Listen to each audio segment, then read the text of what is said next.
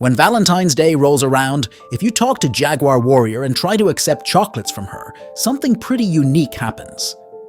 Normally, at least in Japan, Valentine's Day is when girls give chocolates to guys, right? Or in the context of the game, it's usually the servant who gives chocolates or gifts to the master. If it's a female servant, you get chocolate. If it's a male servant, you usually get some kind of item or non-chocolate gift. But Jaguar Warrior is a bit different. She actually wants you to give her chocolates, because in her mind, being basically a goddess, she's someone who should be worshipped and offered gifts. She even says it doesn't have to be chocolates, it can be gifts, human sacrifices, or whatever you've got lying around. When she asks this, Fujimaru has two options. First, you can go along with her game and say, "So that's your game here." Basically, that's the usual snarky answer for an MC. Or second, you can question it and say, "Wait, how's this gonna work with the game mechanics?" Yeah, that's super interesting because Fujimaru is aware he's in a game. That's what I want to talk about in this video. Have you ever watched something where suddenly the character talks to you, the audience? They're supposed to live in a completely different world from us, but somehow they directly interact with us or suddenly realize they're inside a movie, a game, or some piece of entertainment. We see this a lot in things like Deadpool, where he constantly talks to us, the viewers, and he knows things about the story or the world that technically he shouldn't know. He's aware of things that exist only in our world. This is what's called a fourth wall break. You see, breaking the fourth wall happens when a character realizes they're fictional, when they acknowledge the audience directly, or even start interacting with their creator, like the author, the director, or the artist. It's kind of like breaking one of the walls on a stage set. And if a director exists, that means an audience exists, so either way, the character's stepping outside their own world. Now, as you already see from the example earlier, usually this kind of thing is used for comedy. But sometimes, you will notice this kind of thing can be used in a serious way too. But what I really want to point out here is, it kind of feels like a lot of FGO characters are actually aware they're in a game. Or at least, they kind of know they're being watched by an audience or player. Now, whether you want to take that seriously or just see it as a running joke is totally up to you. But honestly, I think it's hilarious. Because Fate as a series already feels like a multiverse mess, right?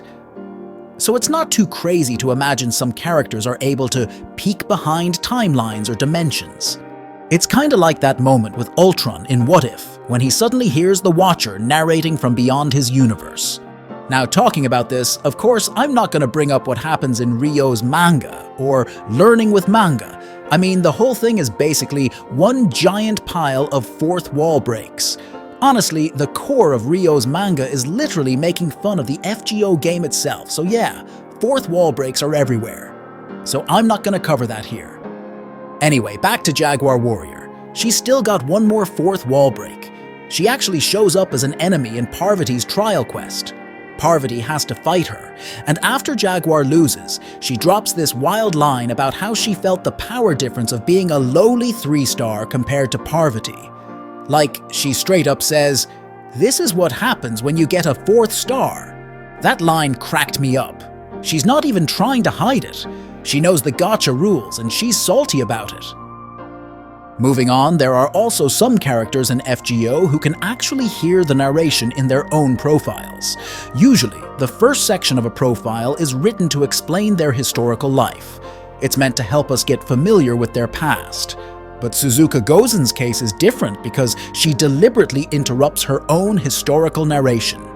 She even forces the narrator to stop and double-check what she said.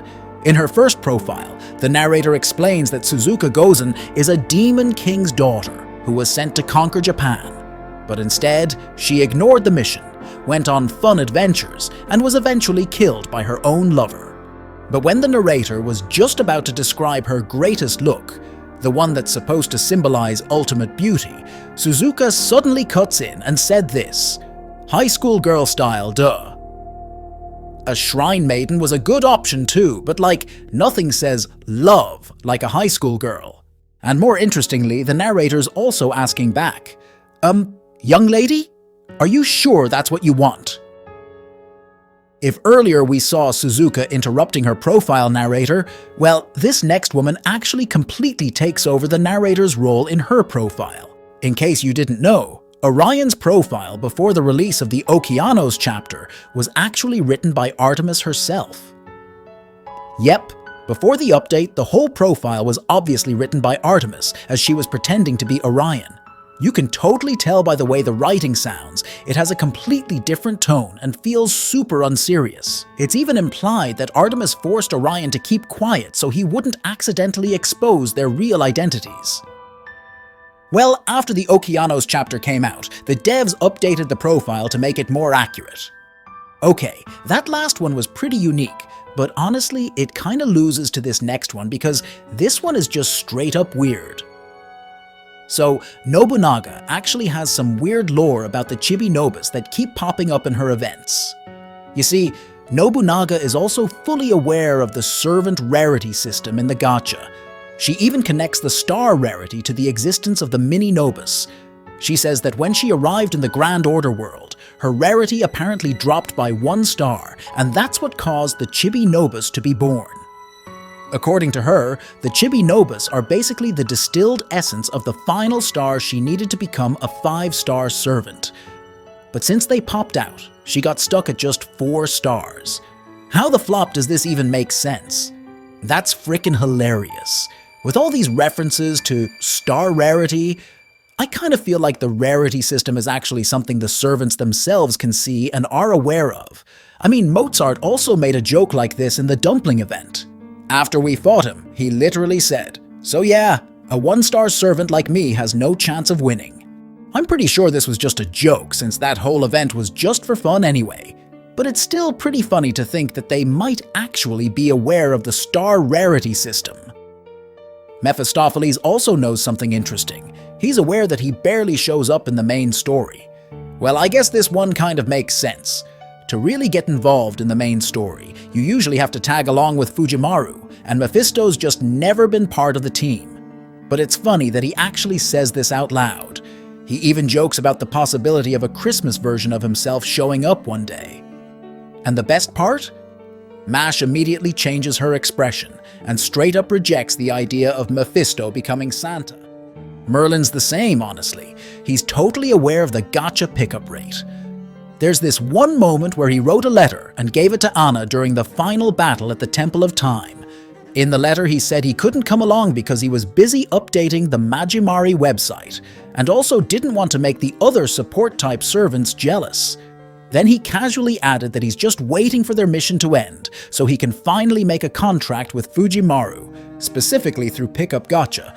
Anna actually cuts the letter short so we don't get to read the whole thing. But yeah, we all know Merlin was totally talking about the gacha. I guess being a Grandcaster candidate really comes with these kinds of perks, huh? Okay, I totally skipped this earlier. I actually still wanted to talk about Nobunaga, but since I got sidetracked with the gacha stuff, I kinda forgot. So Berserker Nobu actually has a ton of moments where she's super aware of FGO's gameplay.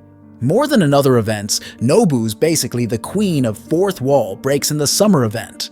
Like, half of her lines are pure meta jokes, and the other half are history throwbacks to her real life and other famous figures.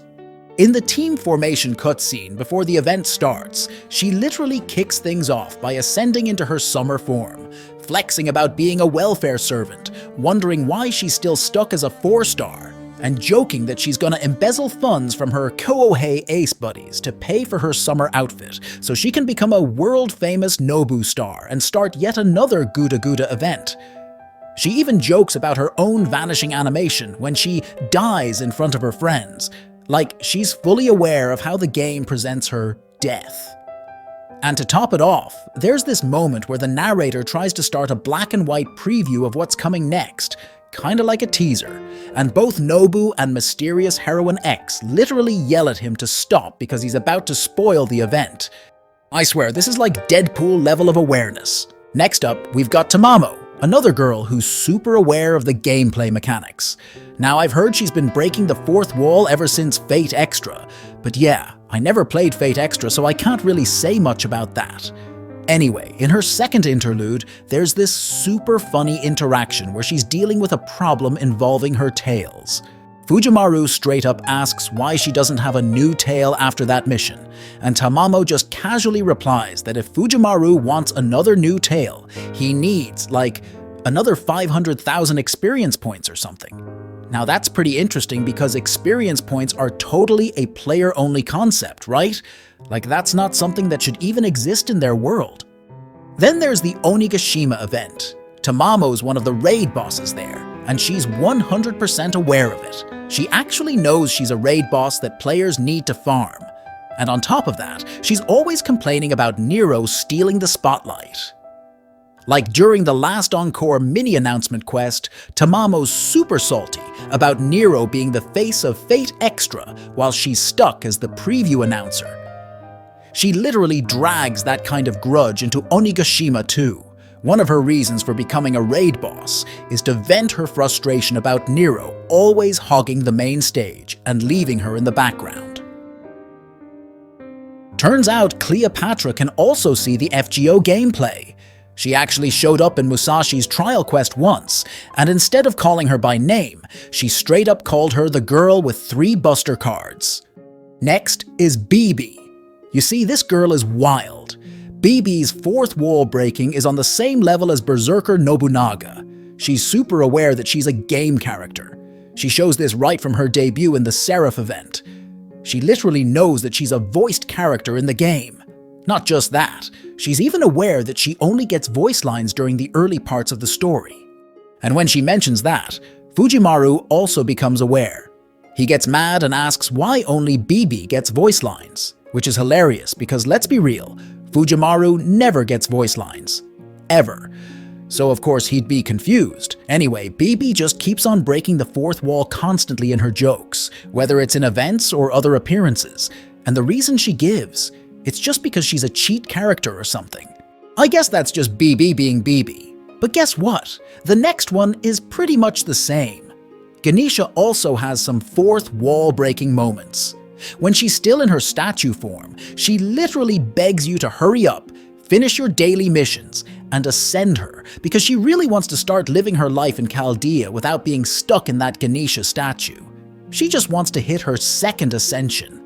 Now maybe that kinda makes sense. Reaching your max power is a no-brainer. I mean, who doesn't want to be strong, right?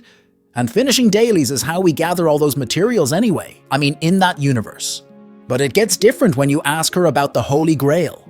Her answer basically confirms that she knows exactly how we use them. Most servants would talk about their deepest wish or say something super dramatic about not needing it. But for Jinako, she straight up says she wants the Holy Grail for herself, just so she can hit level 100. That's her ultimate wish.